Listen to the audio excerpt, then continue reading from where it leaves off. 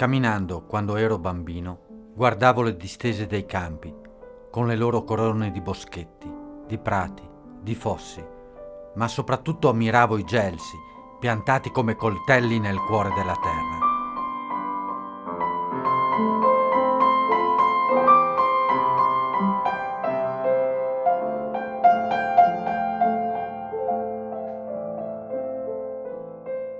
Avevano quegli alberi qualcosa di magico e di antico, che narrava dei tempi in cui, dagli argini dei fiumi, potevi vedere le ninfe adagiate sulle rive, intente a pettinarsi i lunghi capelli, così come, sotto i solchi, nel grembo di madre terra, brulicavano vite fatate.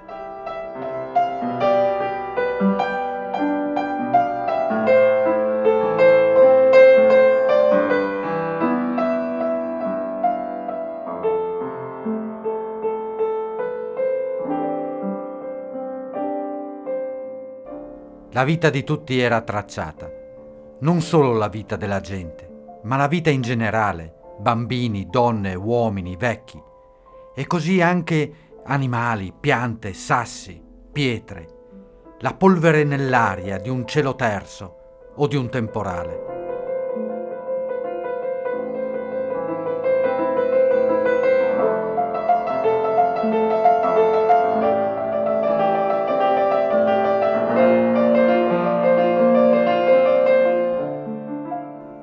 Quegli alberi erano un simbolo.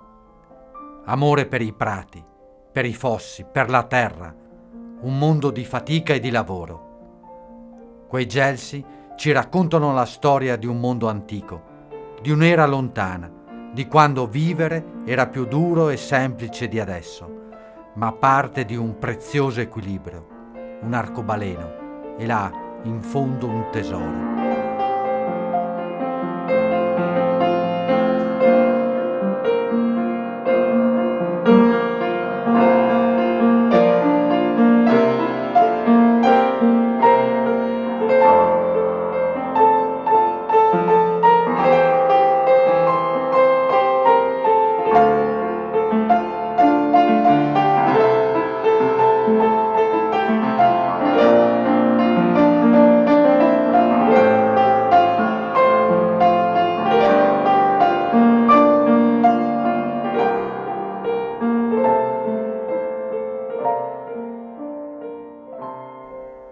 Ora, quando passo in treno e mezzo addormentato, attraverso con lo sguardo quella terra rovinata, violentata, chiudo gli occhi e prego.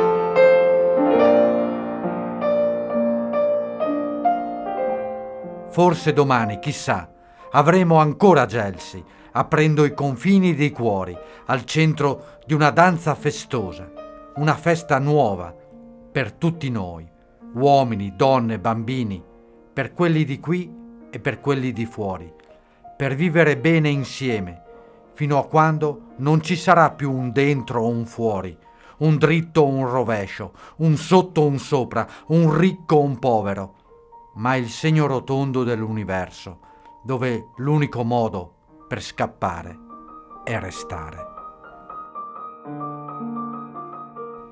Se vuoi fare del tuo meglio, non lasciare traccia del tuo passaggio, e il meglio che puoi dire è tacere.